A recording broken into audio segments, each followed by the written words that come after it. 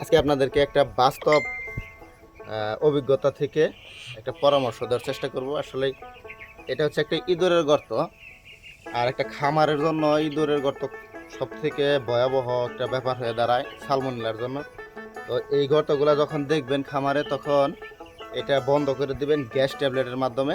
তখন দেখবেন যে ইঁদুরগুলো মরে যাইতেছে বা এখান থেকে সরে যাইতেছে। তো ইঁদুর অনেকেই বলে যে আমরা গ্যাস ট্যাবলেট দিই, কিন্তু তারপরে এখান থেকে যায় না। প্রকৃত নিয়ম হচ্ছে ইঁদুরের গর্ত থাকে মিনিমাম 2 থেকে 3টা। তো আপনার দেখতে হবে যে আসলে গর্তটা কোন দিকে আছে। তাহলে প্রত্যেকটা গর্তের ভিতরে আপনার ট্যাবলেট ঢুকাইয়া তারপরে হচ্ছে আপনার এটা মুখটা সিল করে দিতে হবে একদম ফাঁপা রেখে। হ্যাঁ, তাইলে দেখা যাইতেছে যে ওই ভিতরে যে ইটা আছে, এখানে দেখবেন মুখের ভিতরে সামনে কিছু মাটি থাকতে পারে। মাটিগুলো সরাইয়া তারপরে একদম প্রকৃত গর্তটা ক্লিয়ার রাইখে পরে যদি ট্যাবলেটটা দেন, তাহলে অবশ্যই আপনার এখান থেকে ইঁদুরটা সরে যাবে। একটা ইঁদুর 2-3টা গর্ত কেন রাখে?